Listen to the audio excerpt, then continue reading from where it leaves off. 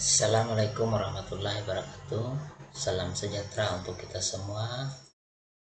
Adik-adikku semuanya, mari kita saksikan tayangan PPT berikut ini. Baik, saya akan jelaskan.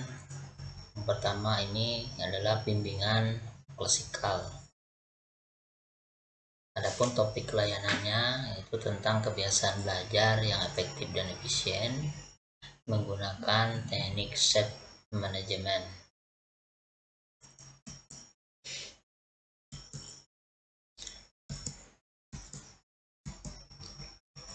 Adapun tujuan pembelajaran yang ingin disampaikan adalah yang pertama, siswa mampu memahami, menyaksikan, menerapkan kebiasaan belajar yang efektif dan efisien. Itu adalah tujuan umum. Sekarang adalah tujuan khusus. Siswa dapat memahami kebiasaan belajar yang efektif dan efisien. Nah, selanjutnya siswa dapat menyaksikan kebiasaan belajar yang efektif dan efisien. Dan yang terakhir, siswa dapat menerapkan kebiasaan belajar yang efektif dan efisien. Di sini, adapun pengertian kebiasaan belajar yang efektif dan efisien menurut para ahli, yang pertama adalah kebiasaan belajar dapat diartikan sebagai cara atau teknik yang menetap pada diri siswa pada waktu menerima pelajaran, membaca buku, mengerjakan tugas, dan pengaturan waktu untuk menyelesaikan kegiatan. Yang selanjutnya adalah kebiasaan belajar dapat dibagi ke dalam dua bagian, yaitu disebut delay avoidance dan work method. Nah, terus kita lanjutkan adik-adik. Di sini ada manfaat kebiasaan belajar yang efektif dan efisien.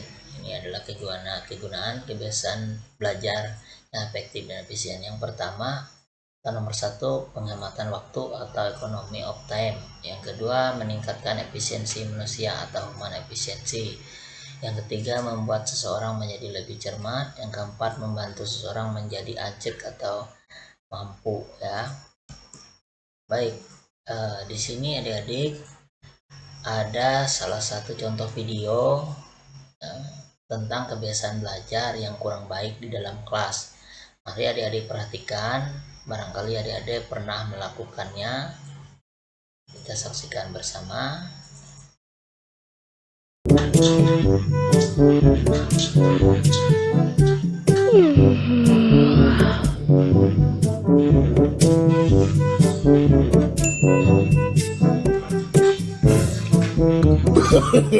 No. Oh no!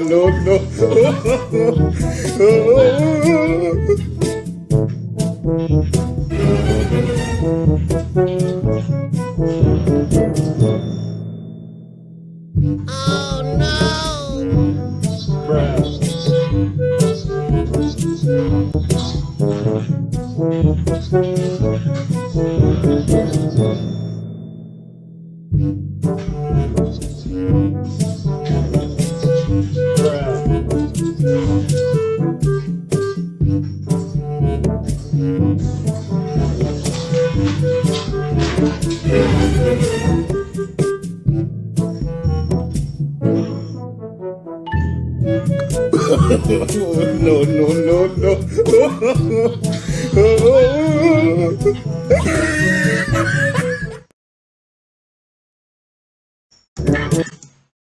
Nah, demikian adik-adik video tadi. Mari kita bandingkan dengan video berikut ini lagi, ya. Video yang berikutnya itu kegiatan menyimak video kebiasaan belajar yang efektif dan efisien. Ini untuk melengkapi materi. Coba adik-adik perhatikan sambil menyimak, ya, sambil juga menulis. Barangkali bisa menambah wawasan adik-adik. Mari kita saksikan. Assalamualaikum, kali ini kita akan belajar tentang kebiasaan belajar yang baik. Kebiasaan belajar merupakan salah satu faktor penunjang tercapainya prestasi belajar. Cara belajar yang baik adalah suatu kecakapan yang dimiliki oleh setiap siswa dengan jalan latihan dalam usaha belajarnya, sehingga menjadi kebiasaan yang melekat pada diri siswa. Kemudian, cara belajar yang baik. Pertama, pilih waktu belajar yang tepat. 2. Bangun suasana belajar yang nyaman. 3. Kembangkan materi yang sudah dipelajari. 4. Mencatat pokok-pokok pelajaran. 5. Membaca adalah kunci belajar. 6. Belajar itu memahami, bukan sekedar menghafal. 7. Hafalkan kata-kata kunci. 8. Latih sendiri kemampuan kita. 9. Sediakan waktu untuk istirahat. Sementara itu, kebiasaan belajar yang kurang baik adalah sebagai berikut. Pertama, belajar pada akhir semester. Kedua, belajar tidak teratur. Ketiga, menyia-nyiakan kesempatan belajar. Keempat, bersekolah hanya untuk bergengsi. Dan kelima, datang sekolah selalu terlambat. Kebiasaan belajar mandiri di rumah merupakan hal yang sangat penting di samping kebiasaan belajar di sekolah, apalagi saat ini sekolah sedang daring. Berikut adalah kebiasaan belajar di rumah yang dapat dilakukan. Mempunyai tempat belajar, fasilitas, dan peralatan belajar. Mengatur jadwal belajar. Memilih waktu belajar yang tepat dan lama belajar yang sesuai dengan kebutuhan. Membaca buku. Kebiasaan membaca harus dibudayakan agar bertambah pengetahuan kalian dan dapat meningkatkan pemahaman kalian dalam mempelajari suatu mata pelajaran. Memantapkan materi pelajaran. Setelah menerima materi pelajaran secara daring, yang perlu dilakukan adalah memantapkan kembali materi pelajaran.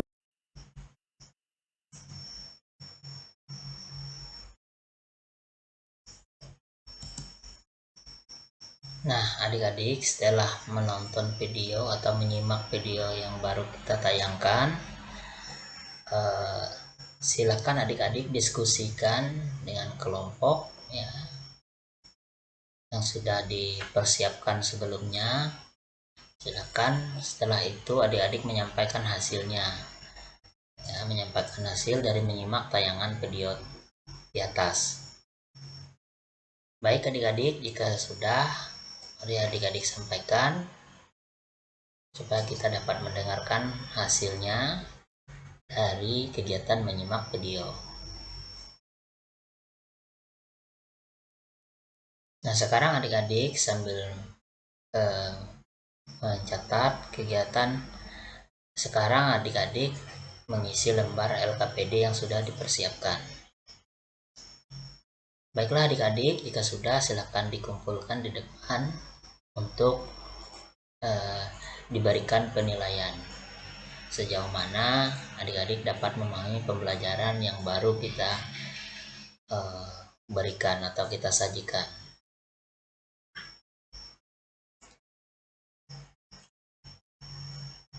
Baik adik-adik, demikian pertemuan kita, mudah-mudahan bermanfaat. Dan jangan lupa adik-adik, tadi lembaran evaluasinya dikumpulkan di depan supaya kita berikan evaluasi sebagai untuk dalam rangka rencana tindak lanjut ke depan. Demikian, terima kasih.